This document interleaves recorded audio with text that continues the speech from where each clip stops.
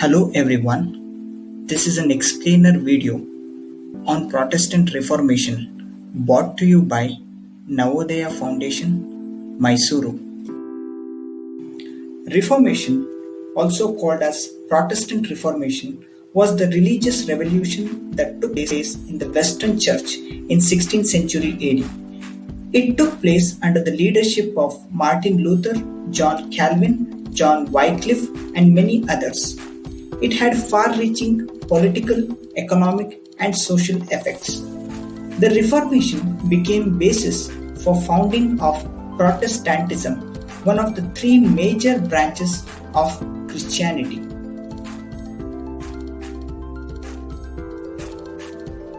Before understanding Reformation, it is necessary to know about Renaissance.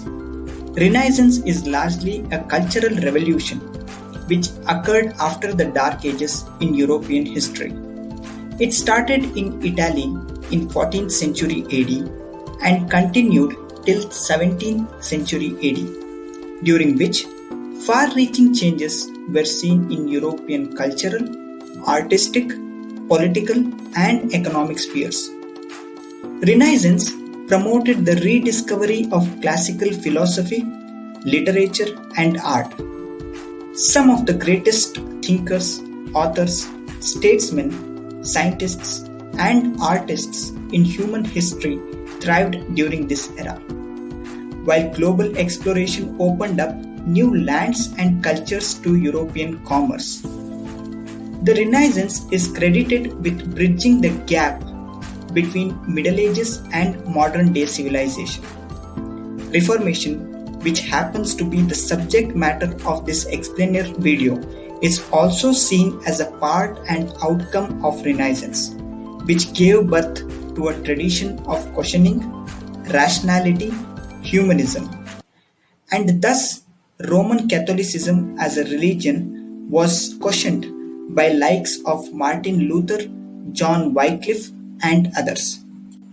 To understand Reformation, it is necessary to know about Martin Luther, who happens to be the most important personality of Protestant Reformation.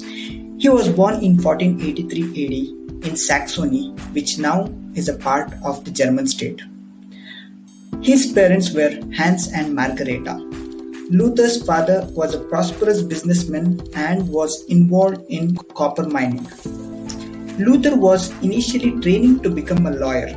So in 1501, Luther entered the University of Erfurt. But it is said that Luther's entering into religious order was due to a life-changing event. In July 1505, he was caught in a horrific thunderstorm where he feared for his life. And he appealed to Saint Anne, who happens to be a patron saint of miners, that he would become a monk if he was saved, and subsequently the storm subsided and he was saved.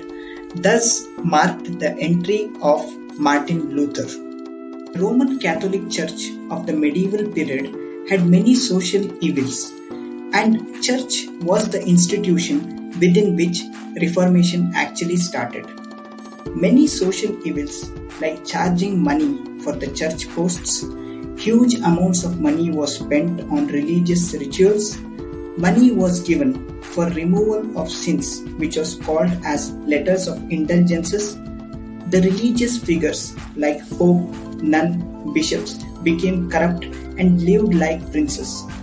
Church owned huge amounts of property and money, and church regularly interfered with the politics of the state, thus undermining the authority of political figures.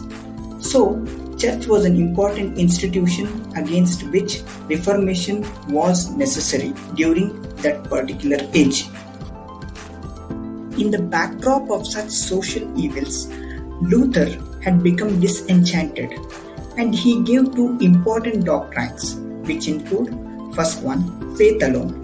Luther opined that those who go to heaven or achieve salvation will get there by faith alone and not by doing good works. In other words, God's grace is something which is freely given to human beings and not something which we can earn or buy.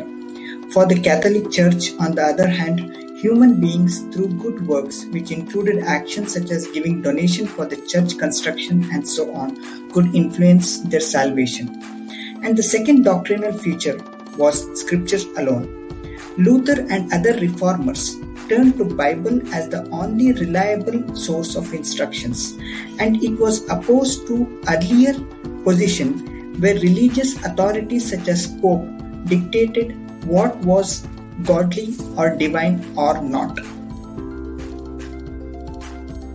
Luther gave. Popular legend has said that on October 31st, 1517, Luther defiantly nailed a copy of his 95 Theses to the door of Wittenberg Castle's church in Germany. In this 95 Theses document, it contained Luther's ideas about doctrines of scriptures alone and faith alone. And along with this, it had criticism of letters of indulgences and other nefarious practices in the church. Martin Luther's doctrinal ideas and action, which though was initially ignored by the church, but finding that Luther's ideas and the variations of them, which included Calvinism, was quickly spreading throughout the Europe, church took immediate steps. He was asked to recant or disavow his writings at the Diet of Worms.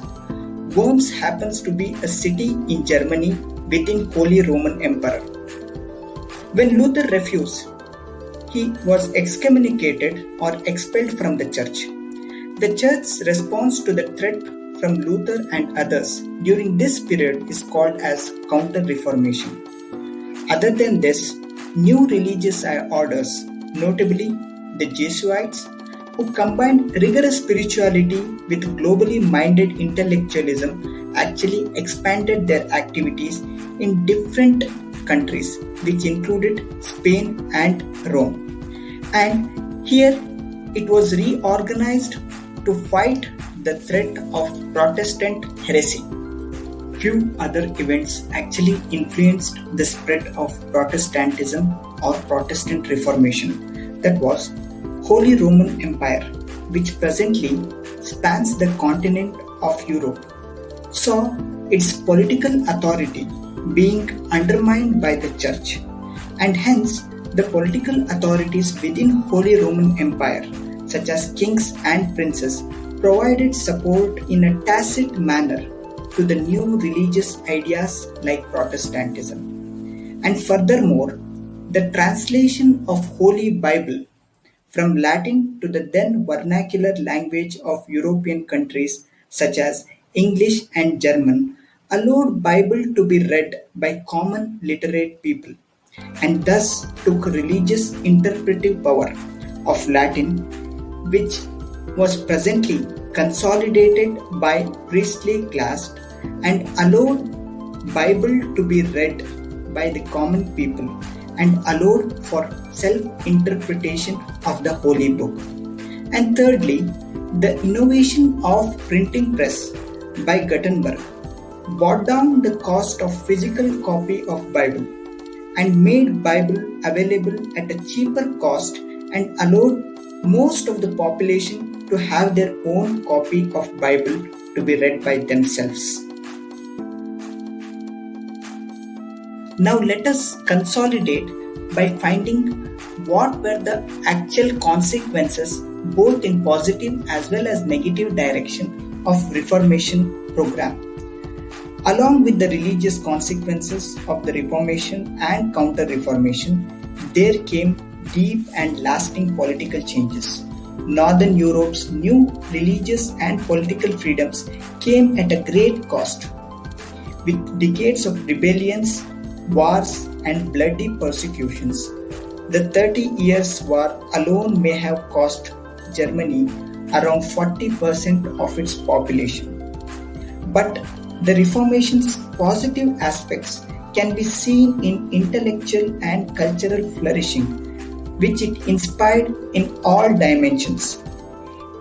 It strengthened the universities of Europe, the Lutheran church music, the Bach music, the altarpieces of Peter Paul, and even capitalism of Dutch Calvinist merchants were few of its positive aspects.